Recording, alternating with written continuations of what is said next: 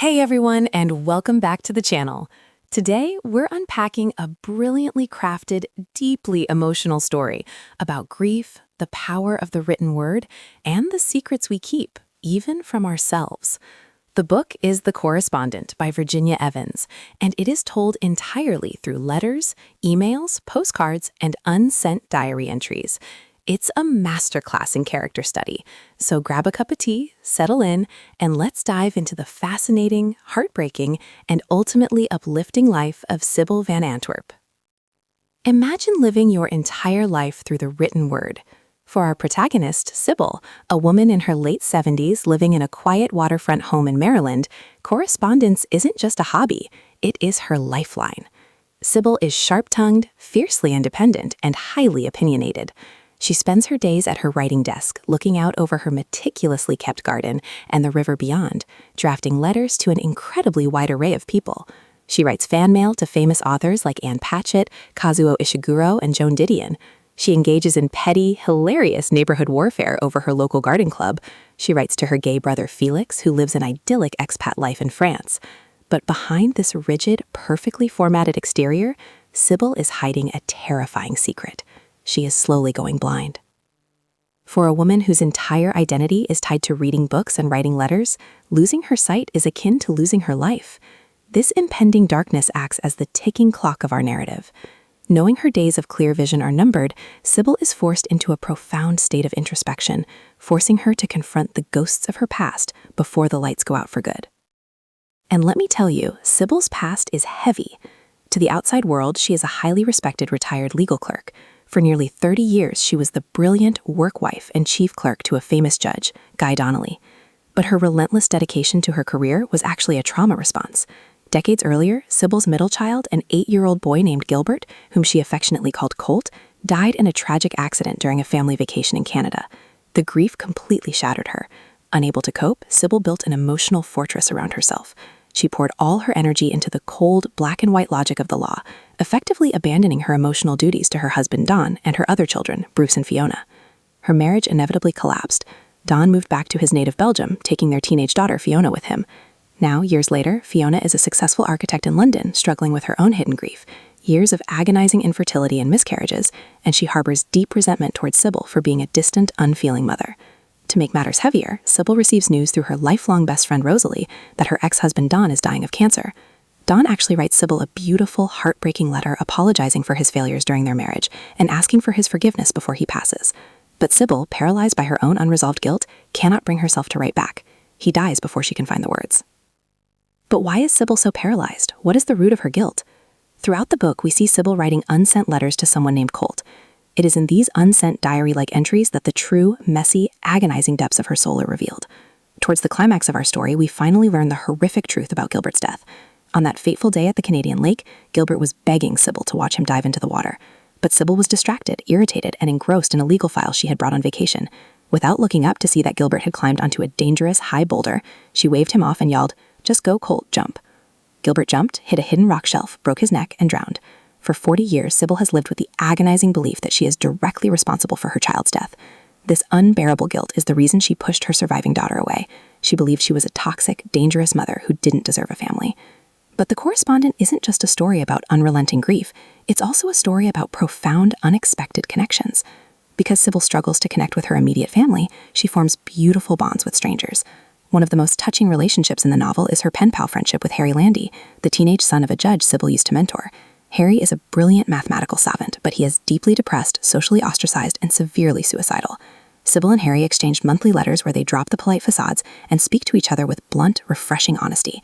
When Harry's home life falls apart, his mother is institutionalized, and he faces relentless bullying at school, he literally runs away and walks from Washington, D.C. to Sybil's house in Maryland.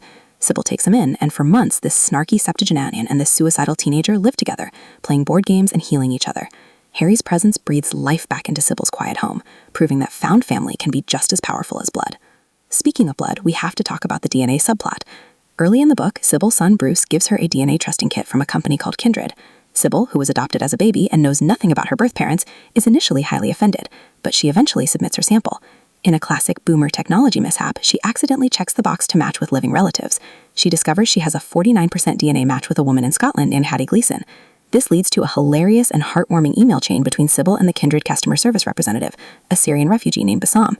What starts as Sybil sending irritate, Karen-esque emails to customer service evolves into a genuine friendship.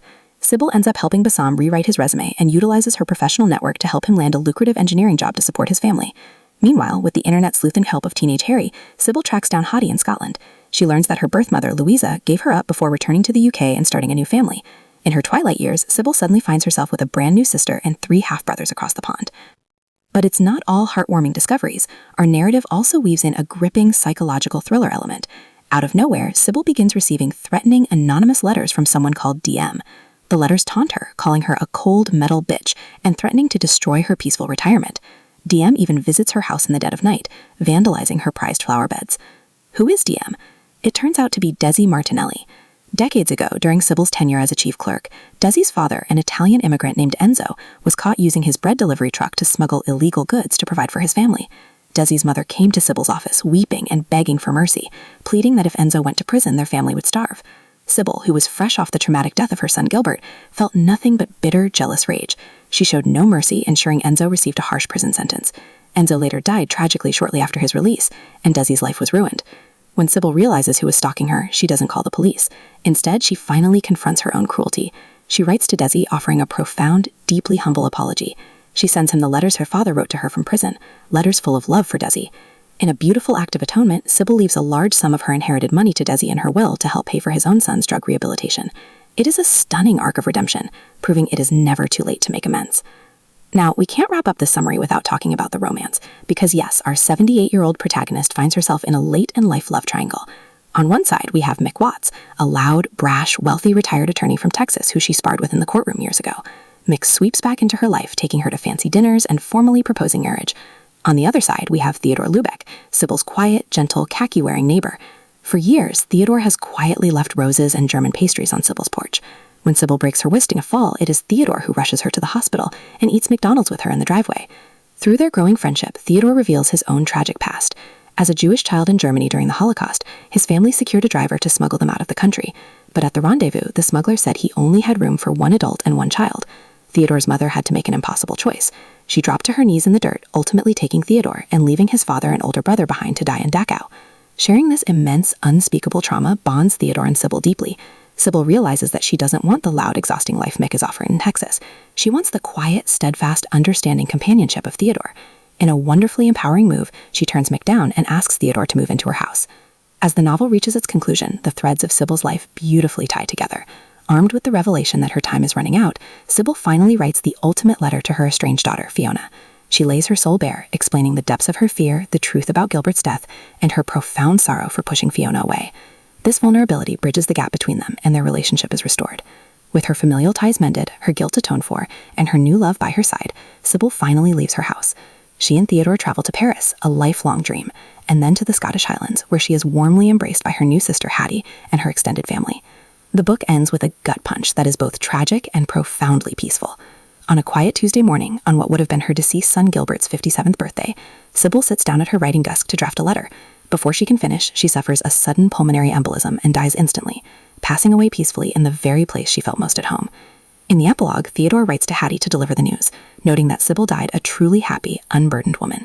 Fiona, now back in her mother's house to settle the estate, finds a hidden, unfinished letter tucked inside a copy of the book Rebecca. It is Sybil's final, unsent confession to her late husband, Don. The Correspondent is a stunning reminder of the permanence of our words and the impermanence of our time. It teaches us that it is never too late to say you're sorry, never too late to find love, and never too late to forgive yourself. Virginia Evans has crafted a narrative that forces us to look at how we communicate with the people we love, reminding us that sometimes the letters we don't send are the ones that define us the most. If you enjoyed this breakdown, make sure to hit that like button, subscribe for more deep dives into incredible literature, and let me know in the comments, if you had to write one letter today to change your life, who would you send it to?